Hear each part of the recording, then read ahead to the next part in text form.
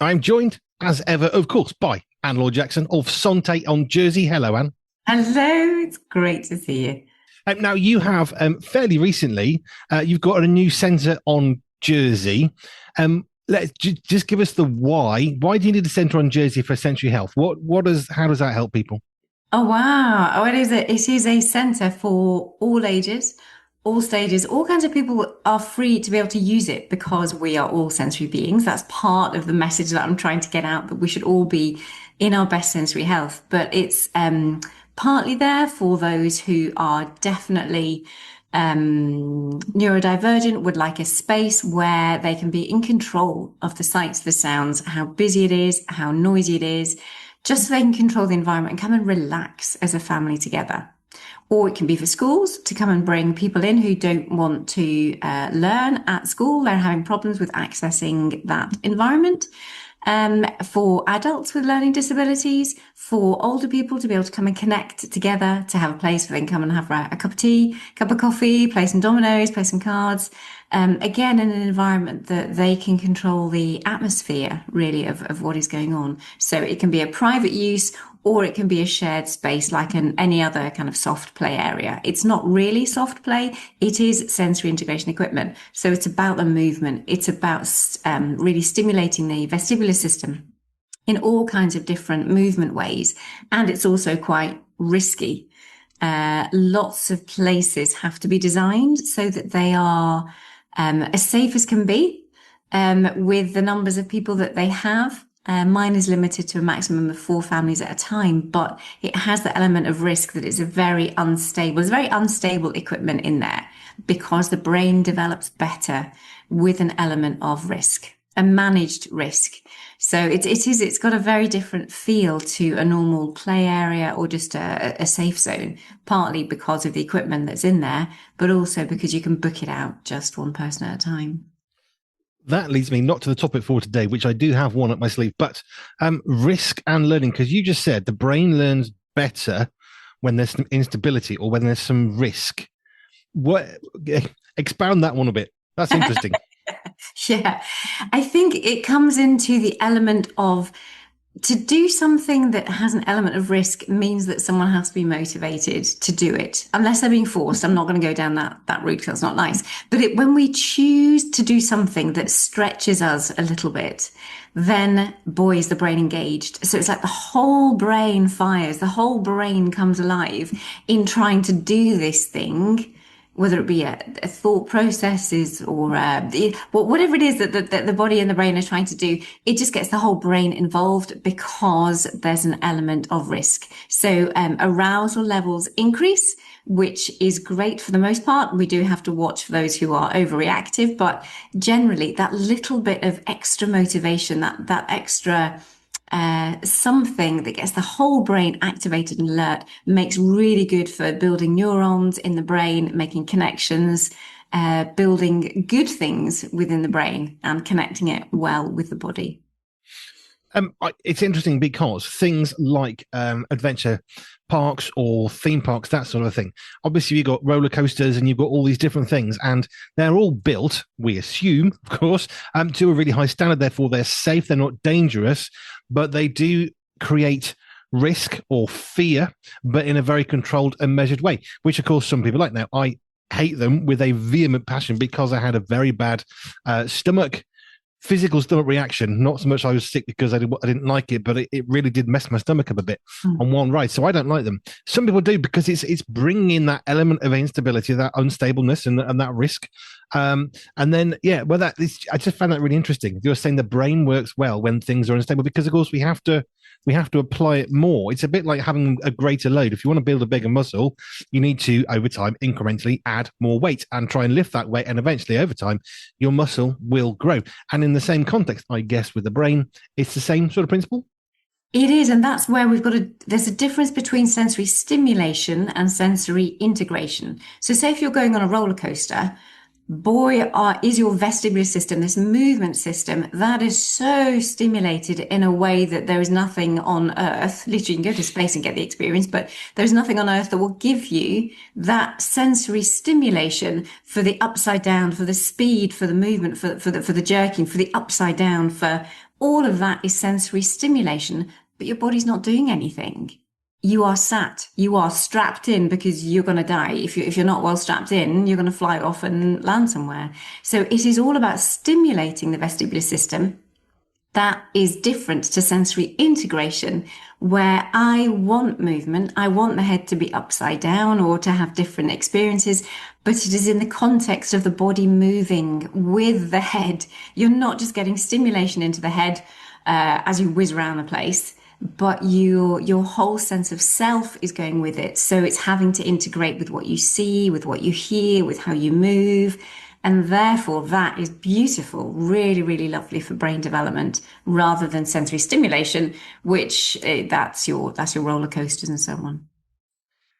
Right. Topic for today. So we're working through a series at the moment of sensory healthy somethings, places, scenarios, venues, places. I have one for today, which may be a two-parter actually, but I was thinking about sensory healthy bedtime for adults, as in not children.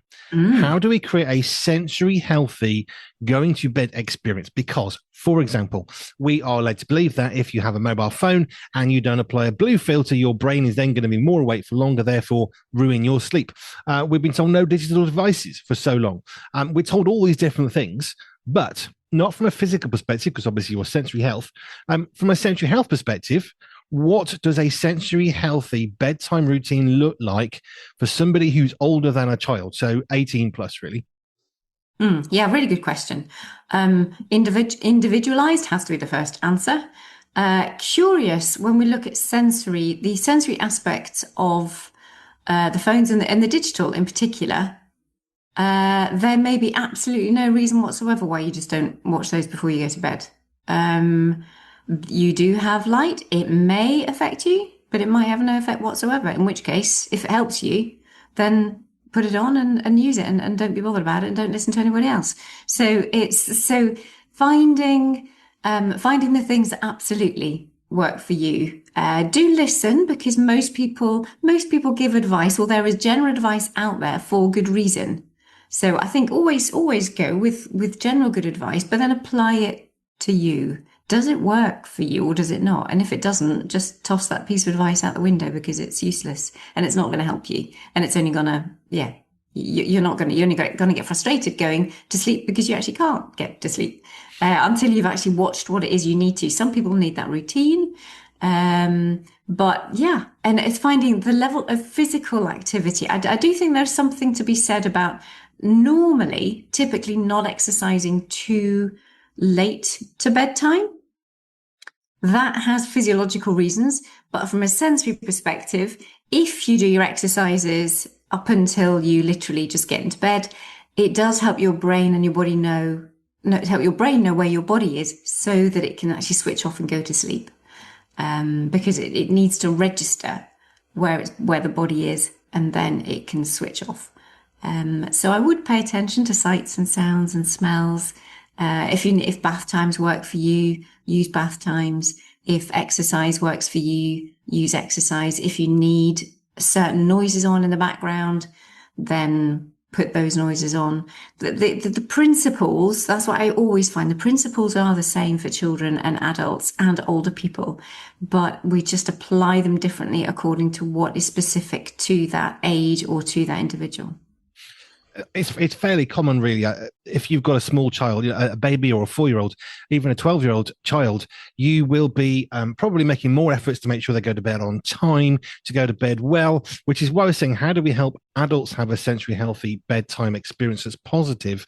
Because we put all the effort in for children, and then we stop somehow between, I guess, school, probably because, well, I got homework to do, and I could do homework till 1 o'clock in the morning sometimes if there was lots of it. So you have no routine. I know people who go to university and they have zero routine. They are drinking caffeine drinks all through the night just to get the term paper in, or whatever they've got to do, which of course is dreadful. From a physical point of view, physiological, emotional, mental, all that, it's terrible, because we're not designed to work through the night. We're just not. I've done night shifts. They hurt, literally, physically hurt your brain, not headache, just hurt. So that's one thing. And how do we develop better bedtime routines? And it's interesting about the screen thing.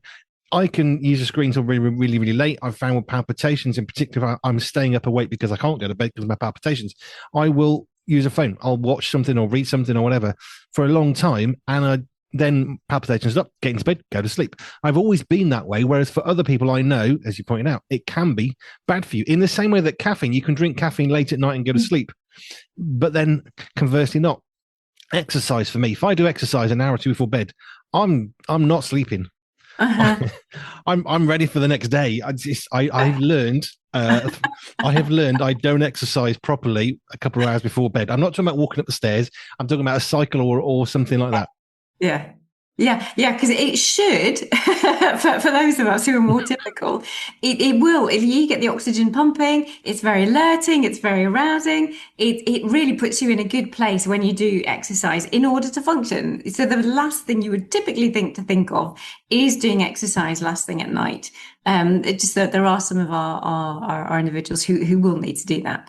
And certainly adults, but that is the control that you can have as an adult. There are lots of children being put into routines because the adults think it's a good routine for the child to be in, and the child's like, no, that really doesn't suit. But when you're an adult, you have that control and you have that choice for yourself. So listen to yourself.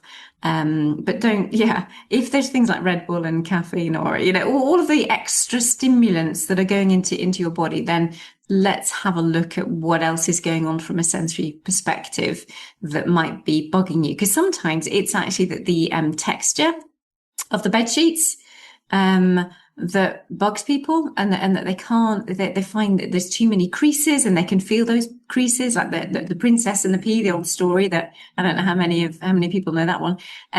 So that there's lots of things, and the temperature in the room, adults take control, put it at a temperature that you like it, whether you want it hot or whether you want it cold, rather. Yeah. And you get all that sorted, and then you get married, and then you find somebody that wants to stay awake, not late at night, but get up early in the morning, which is my wife, Jo. Whereas I don't function in the morning at all. I'm quite happy awake and working till midnight. That's fine. That's when my brain works. Jo is converse. We've been married 30 years next year, and we've had to manage that scenario because as much as you can get yourself sorted, being another person, it creates and potential tensions, shall we say. It certainly does. That is one to work through. At the moment, this is going to sound strange too. Now, I am in a separate room, but only because my husband is in a lot of pain at the moment with his teeth. So it does me no good to be waking, because it's the auditory. I can hear him when the pain hits. He has to learn how to cope with it, and he's using his own strategies to cope with the pain. But that causes my ears to wake up during the night, and I can hear him making his noises to help himself with the pain. So although he manages it remarkably well, he's doing, but that's not good for me, because my ears are attentive and they wake up because it's my husband and because I love him, and it's just like I want to be able to care for him, but not during the night, do I not? So I am out, I am elsewhere, so that he does what he needs to. I can get some sleep, and then once this season, however long it is, settles, then we'll be able to go back again. But yeah, you just have to don't take anything as if you have to do something that's different, then do something that's different, because you just do, and be happy. Yes. I mean, the compromise, yes, to a degree. I think that's quite good in marriages. We need to think about the other person. I think sometimes compromise leads to two people being miserable, which isn't really a great idea. Yes, compromise carefully and righteously. Sometimes don't compromise. It isn't good. Do you know what? We don't need a waterbed. No, I'm going to throw up all over you. There are... Not that we've ever had that one, but that is one that you think, do you know what? No, that's not one to compromise on. I went on. It was a double. I thought, I'll go on a camping. I'll go again camping and going out and getting a double inflatable, thinking this will be brilliant. Having never had one before, but of course, as soon as my husband moved and I moved too, and I have a sensitive vestibular system, so absolutely that got disposed of very quickly. Thinking, nope, I'm not doing that. Yes, certain compromises are not advisable. I mean, try them out, but sometimes a separate mattress might be helpful, especially in a tent. But anyway, we don't digress. But this is the whole point. As adults, we focus as parents on our children. How do we help them? We have gentle routines. I know some parents, we never bothered, have these lights that gently, slowly go darker and slowly get lighter. We have a light switch on, off, deal with it. And they did. I know. And again, some parents would be very cautious about noises. Like you walk up to the door. Oh, shh. don't make a noise. My child's going to sleep. Well, tough. And I never listen to that. Do you know why? Because I'm an adult and I'm not creeping around the house. If the kid can't sleep, then don't have us here for whatever you've got going on. Because again, it's compromising. Everyone's miserable. No one can hear each other. Everyone's saying, what? Pardon? Can't hear you. Get your child to get used to it because they're going to have to get used to noise. There is, of course, a time when quiet is good. But generally speaking, I think we can be too protective and the children don't learn. I hoovered during the day. Oh, you can't do that. You'll wake the child. Tough. Noise happens. I'm not stopping my life because of it. And that's good. Other compromises, they're really tired, cranky. Okay, we'll let them sleep. So that's a good compromise. But as an adult, it disappears. I guess somewhere between starting secondary school and quite probably ending college or perhaps university, all the good disappears. So then we need to start again. Yeah, because our systems change, our neurological systems change during those teen years. So it's class, it's classic. All of the transitions. There's a much later shift into the evening, not for everybody. We actually went the other way with our boys, saying, look, well, actually, if you get into bed a bit earlier, then you'll be able to get up at 5 and 6. Which, considering the jobs that our boys started taking on, that worked really well. So we had none of this, staying up through the night. But then we had lots of early mornings instead. So yeah, it's the shifts that happen all the time. And then when you're an older adult, again, in your senior years, sleep changes again. And it's how you manage that, how you don't get frustrated with yourself when you wake up after a few hours, if you need the loo during the night and what that does to your sleep, and being able to enjoy those naps during the day. I have recently moved my medication, which I take for my heart. I've moved it 1 hour later in the day. So it's 1 hour later in the morning, 1 hour later at nighttime. And what that means is now I'm having a cold glass of milk because I can't take my tablets with a hot drink because it dissolves in my mouth. Not pleasant. So I have a cold glass of milk to help the medicine come down at night at about 10 o'clock. I'm waking up every morning now much earlier because I've got to go to the loo, which is a bit annoying. I would never normally drink that late at night, but you know what? Needs must. So I've got to find a way of being okay with that. I either get really riled up. This is really annoying. I can move my medication earlier. That makes it much more complicated the following day. So this is the best compromise for myself of when to take medication. But it has a consequence. And I think the interesting part about you as a sensory healthy person, which is brilliant, but also the other bit, the occupational therapist part, is you need to get used to the noise. You've got to work with what is, because you can't work with what you want. If you can't get it, you're just going to end up bitter and frustrated. Yeah.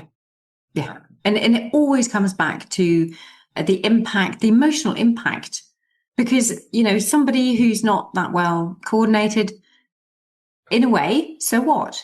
But when they drop something and it hurts somebody, because actually that's their precious vase that they brought back from holiday 20 years ago, and it has sentimental value, there's an emotional impact. And then there's like, well, what about this and what about that? And it has that, everything has an emotional impact.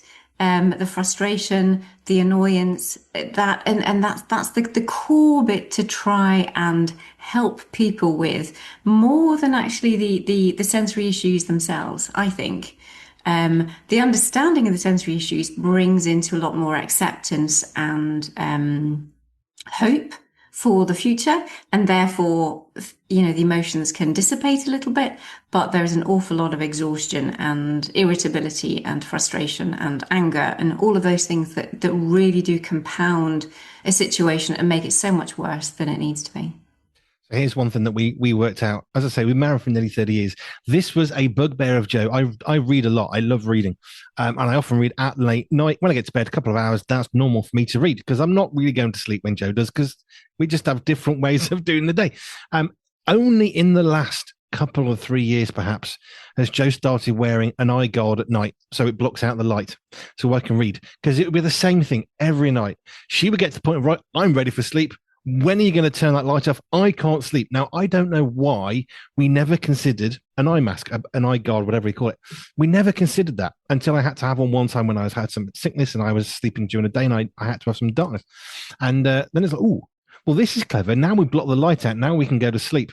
Now we have blackout curtains twice in the room, so we like it quite dark. We've got a DVD player, which sometimes doesn't get turned off. Very rarely watch TV in the bedroom, but the little red light, I put a bit of black electrical tape because it really bugs both of us, so we like it really dark. So when I'm reading at night, I don't know why it's taken us till sort of 26 years of marriage for Joe to say, I can wear an eye mask at night and I can go to sleep and you can read your book and then no one's upset. Why it took us so long, I don't know. But that's also, she has to have a tactile system that can cope with that because she has to cope with having something on her face that she wouldn't ordinarily be used to. And that's brilliant that she can. So hallelujah. Life is good in the very household. But It yeah, is. yeah, other than that, it's like getting other devices that are not so bright. There's quite a few different things out there now for nighttime from that perspective. But I think definitely the easiest is, yeah, don't change the individual, just the person around that individual. You change if you can cope with having an eye mask, or if you can cope with doing something different, or putting ear defenders on yourself if the other person's making a lot of noise. Brilliant, do it that way. But there are things that we can do. Now, that's not a compromise, I don't think, really. It's just a way of getting through the night because I like to read and Joe likes to go to sleep. So she'll read for a bit and then she'll go to sleep, put her eye mask on, and that's it. And I'm reading for another hour or two because that's just the way I am. Brilliant. It's not even a habit. I mean, I sometimes think, is it a habitual thing? Do you know what? No, I don't go to sleep quickly at night. Never have. And I've tried and it doesn't work. Joe used to work shifts as I've worked nights in the past as well. So she's always been very good at going to sleep, which always annoys me because she can get into bed, lie down, and she's asleep. And it's like, what happened? I'm there for 2 hours reading before I'm ready for bed. But Yeah. that's because we're different. And that's why I'm thinking about adulting and night times and going to bed, because it is important to have a good routine. And as you say, with the seasons of life, it's going to change. Yeah, it is. So we need to consider that. Right. Moving on from bedtime routines, sleeping and waking, which I've sort of touched on a little bit because it's all part of the same thing. And again, as an adult. So alarm clocks. Where do we stand on alarm clocks? Because when I was driving trucks, I had 2 alarm clocks. I had a little one on my bedside table. If you're getting up at 3 or 4 o'clock in the morning and you're not a morning person, it's almost redundant. So I'd have a mobile phone back in the day because it was a better sounding alarm. This is like 90s and early noughties. And I'd have that the other side of the room. No one could ring me, but I had the alarm switched on because it was really loud. I had to get out of bed. And once I had my phone in my hand to turn it off, I wasn't going back into bed. So getting up in the morning as an adult from a sleep, how do we make that a better sensory healthy thing? Because we can't always wake up when we would like to. Sometimes we have to wake up when we must do. Yeah, we do. Absolutely. So that is a great one using that's using the auditory system and using something where you activate immediately your proprioceptors and your vestibular system and you have to get yourself out of bed. That's great for some people. That would be too many steps to waking up and getting up for some. So to make that transition a little easier, it would be bringing in what can we do for light? So it is bringing in those bulbs that the daylight bulbs that come into play at a touch, and you get a gentle bringing of your visual into it being brighter. You would probably need some auditory to get your brain awake because you never have earplugs. We don't have ear lids rather. So our ears are always open. So having some form of sound is great. It'll be very interesting in time to see whether anybody ever develops a vibrating bed that is connected to a timer, so that it's the vibrations that will stimulate your tactile system, so it won't depend on your auditory system. I don't know if that exists at the minute, but that would be one thing, again, to get your body and your brain starting to wake up, but not using the alarms that for some people they just don't like that. But once you've got that gentle awareness, the other thing is, I suppose I was just thinking of Wallace and Gromit then, actually, where the bed, so proprioceptive wise, you are physically moved, so you have to move and you get your muscles and your joints moving because your bed automatically moves at a certain time. And then therefore it moves your head and your vestibular system and you get more alerted that way. Most people, I would say, let's just do it more gently, so that you might do your Pilates in the morning in bed. So your head doesn't have to move. I think getting our heads up, that's the very last thing that people want to do when they're tired. So let's wake up the rest of the body first, but keep your head lying down, keep your head still. And then move your arms, pull, push, give yourself a rub and a scrub. When you're lying there, do your Pilates, do your little bit of exercises. and then start to move the head from one side to the other, slightly move it up and down, wake up that vestibular system in the way that you can do in a way that's not stressing you out or getting you grumpy for the rest of the day. Check the temperature. That's the other thing. You've got to check the temperature of the room if you can. Set your air conditioning if you've got some, or a heater, to make sure that it's the right kind of temperature. But slowly, slowly, slowly wake up, but use all of the senses so that you can be in as good a place and as happy as a place waking up, rather than being a big bear and that nobody really wants to be around. Well, there is that. So here's my morning routine. It doesn't matter 3, 4, 5, 6 o'clock in the morning starts. It varied quite a lot on the job I was doing, but my mornings, because I wanted to be asleep and I didn't like it. If I could get a job starting at 10, I'd be very happy, but they don't exist in the trucking world, not really. Certainly not back then. So I would want to safeguard every single minute. I knew how long it took for me to go to the loo, to get it, make my flask of tea. Everything was timed down to literally a number of minutes, not 5 to 10. So part of that was I didn't want to mess around with lots of alarms, because that used to annoy me. If alarm goes off and it snoozes, you wake up even more tired. So if I was going to get up, I wanted to get the last possible moment and not lose any more sleep than I absolutely had to, because I really didn't want to get up. So that's why I did it the way I did it. Also because I just didn't like getting up at all. If I mean, most days now I don't have to have an alarm. I can wake up, generally speaking, anything from 7 o'clock in the morning, maybe through 9 o'clock in the morning. I don't have to be up by a certain time like I used to, because I work later in the evenings on the radio. But yeah, when I was doing trucking, I didn't want to waste 2 minutes in the morning. So that for me is why I set it the way I did. I also tried to minimize the amount of impact on the rest of my family. Jo wasn't getting up at 4 o'clock in the morning. She never did the dutiful wife waking up with me and making me a cup of tea. Why? I didn't want her to. She didn't need to get up till 8 o'clock, and take the kids to school. So that was never a problem. She didn't need to do that. I also didn't want to wake up the kids. So the less noise over a prolonged period of time for me made the most sense. So that's why I did it the way I did it. Yeah, no, that's great. And a tiny little thing that we have, one of our sons has moved back in, having traveled around and done all kinds of things, back in the household, back upstairs. Again, starting work, doing jobs that start at 5 and 6 o'clock in the morning. And I would rather not be woken up at that time. Initially, when he first came back, like hearing his alarm, thinking, we have to do something here, because yes, I was being woken up at that time and not appreciating it. The simple thing about, he puts it on a pillow, that's the simple difference, but it doesn't transmit down the way. It's just like, what can we do from a simple sound perspective to help? If you've got the neighbours, if you've got somebody else in the household, what little things can you think of? Just take a moment and pause and think. What can you do to help that little annoyance that actually, with a bit of thought, like an eye mask, might come to you if you just give yourself the space to consider your sensory processing and your sensory health? So we lived in a house that was very old, terraced housing. So terraced housing, if you're not quite sure, literally you've got a brick wall between you and your neighbour. Your bedroom goes up to the brick wall, and the other side of the brick wall literally is their bedroom. That's a terraced house for the most part. So next door neighbours, I knew they were there for 6 months. Only they took a very, very short let. They'd sold their house. It was just literally somewhere to live until they got the next house sorted. Fine. But one of them, the son, and I think I actually did make a comment one day to the mother, who said, "I'm so sorry." But the son had his mobile phone propped up against our wall for our bedroom, effectively on the other side, and he never, ever answered the phone, and it rang a lot.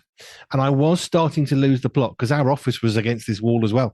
And we're always very considerate about neighbours. We don't want to transfer noise unless we have to. But yes, I did. I think I actually did make a comment of, do you think you could ask him to either answer his phone, stick it on vibrate, or stick it at the other side of the room? Mm-hmm. Oh, I'm so sorry. Because it was actually quite negatively impacting us through a brick wall. Now, that's the next house. That's, I guess, quite unique in the UK. A lot of houses, if they're separated out, that's not a problem. But like you said, the noise can transfer from the room above to wherever you are. So a pillow still works for your son, doesn't work for you in a good way. And yeah, everyone happy. Everyone happy. That's what we want. Jo does have an alarm clock. Once upon a time, she said, "Can I have a really loud alarm clock?" So I actually searched for really loud alarm clock, and I found one that was called the really loud alarm clock. The problem was, whilst the alarm was loud, the buttons were loud. And if she tried to turn it off in the morning, just turning it off before her alarm went, which she could quite frequently do. Joe's always been a wake up like 2 minutes before alarm. I mean, it's amazing. But then she wanted to turn it off. Then she had to creep out of the bedroom downstairs to turn it off whilst covering the speaker because the off button was so loud, it would still wake the rest of the household. I was very happy when that died. And you didn't have a part to play in its demise, no? No, I didn't. Actually, just died. I was considering, can I help this pass to the other side of alarm clock heaven? But boot it into the hell of alarm clocks. I've now got an alarm clock where I can have all sorts of noises, which is fascinating. There's the usual beeps. You can have like seaside noises. There's like the waves, and you can have volumes. It's quite clever. And there's 2 alarms, and you can have a different noise. So I've forgotten what I've got now. Is it one of a cricket or something? I don't remember what I've got now. I don't use it very often, but it's quite good fun because you can have some fun in the morning. Oh, I think that is great. I love that. Maybe I should have I really like that. I'm going to have a little nosy, play with my phone as well, see what other sounds it's got on it now. 'Cause they're always updating sounds, aren't they? So. Oh, cockerel. I have a cockerel sound for the mornings. Oh, no, I could not do that. Oh, that would bring back too many memories. Yeah, but it was quite funny. I did like the sort of the sea sort of lapping on the shore. That's quite a nice noise. That's gentle. But the thing is that goes off and I want to get up for a wee. Which isn't quite so good. And that's the thing, it's kind of like you want something to associate something pleasurable, like, so because I love the sound of the waves, but knowing that is telling me that that's time to wake up, I kind of like it, but then I wouldn't like it because that, it's interesting. Did I ever tell you that we had a donkey that we lived next to, and like, so if anybody has a donkey, like, no, I would destroy that piece of equipment that did a donkey break, because we did not appreciate at all hours of the day and night. The donkey would just bray away. Did you not? What a shock. So we have farm buildings next door. They have grain and they have a fan quite often. I don't know what the fan does, but I guess it's blowing it out. I don't know what it does really. But it's quite a nice low resonating noise. So, I mean, we're on the other side of the house. Peter isn't, my youngest, but it doesn't seem to affect him when he goes to sleep. Now, if something breaks in that thing and it starts to make a squeaking noise, I'll be on the phone to the farmer. But at the moment, the noise is quite nice and gentle, because you mentioned earlier about some sounds can be quite soothing. I had a friend of mine, he couldn't go to sleep unless he had white noise. So he would have a radio, which he never tuned to a station. It was just to the non-station part. So you get sort of the white noise of a radio, not tuned in. And the first time he slept in our house, he stayed overnight, and I thought, what on earth is going on in there? I was like, is your radio broken? No, this is the right thing. Yeah, but it's not actually tuned into a station. Don't you want to like move it a bit more? No, this is what I have every night to go to sleep to. That was interesting. And that's where we look at like brown noise and green noise, and I can't remember the differences, and I ought to, and I will go back and look at it. But there are different names for different types of noises that are just different sounds for different frequencies and so on and so forth. But I can't bring those back to memory just now. I always wondered with him, if he knocks the radio in the middle of the night accidentally, because it was right next to where he slept, what happens if you accidentally in your sleep tune it to something that's playing like heavy metal at 4:00 in the morning? Because you're not sleeping then, are you? If you tune it to, if accidentally. Accidentally. If he just knocks it. Yeah, I think that would depend on how much the brain, if it's gone into deep sleep at that point. But yeah, no, heavy metal at that time would certainly wake me up. Yeah. Yeah, that was just a thought. Does he ever knock the radio dial and accidentally just move it just enough so it tunes? It's a fairly low chance because it's not like right in his bed or anything, but it was just fascinating to watch him setting up when he was staying over one night. And I was thinking, your radio's broken. Do you want another one? No, this is what I have every night. And really? Good on him. Well done him. It's just like he knew what he needed. He knew what his ears needed. He was like spot on. It's like, right behind you, sir. Yeah, that is fine. It was just, is this normal? Is this normal human behavior? Listening to a non-radio station on a radio, but he was happy. Especially for a radio man, that must have been really bizarre. Yes, I wasn't in radio at the time, but yeah, it was. What are you doing? Okay, so we've been looking today. I've written it down. for once. Bedtime routines for adults, because I think it's important, because as children, often we care for them greatly, and then we become adults and it just gets tossed out the window, and we're drinking caffeine drinks sometimes at school, bad for you always. And then at university, not wise, less parties, less time out, and do more your work at your bedroom in your office. But I think it's easy to slip into that. And the problem is slipping into that is you have to then undo that. And then as we get older, there's jokes on the internet now. I used to go out partying and clubbing. Now I stay in and read a book and go to sleep by 9. And I think that's becoming a trend. But do you know what? That's okay. It is okay. 9 is the new midnight. Absolutely. Absolutely. Right, Anne, thank you. If you want to connect with Anne Laure Jackson, whether you live on Jersey or not, you can get a flight to Jersey from Manchester. It's quite cheap. You can then go to the Sante Centre, just saying. You can connect with her this way, pure247radio.org, pure247radio.org/ALJ, and you will connect with Anne on Sante and all that she does on Jersey. But you can get a flight to Jersey. Yeah, I know. Come visit. Absolutely. You can. Right. Might even be cheaper to fly to Jersey than it would be to travel somewhere in the UK to do the same thing. Just saying. Yeah. Totally. Just get yourself up early if you don't mind the early starts, because I guess the flights are going to be early, aren't they? Anyway. But they know how to get up early now. Well. And they do. And how to go to sleep, which is the whole point. Right. Anne, thank you. That's great. See you next time. 3 Point Pure? No bad language, nothing immoral, nothing illegal. Here at Pure 24/7 Radio, we make sure we're always 3 Point Pure. That means music without bad language and songs that don't promote anything illegal or immoral. If that sounds like something you enjoy, then support us financially so others can enjoy it too. Just head over to pure247radio.org/donate. That's pure247radio.org/donate and help us make the world a better place with our 3 Point Pure standards. Providing something for free costs somebody something, but doing nothing costs someone something too.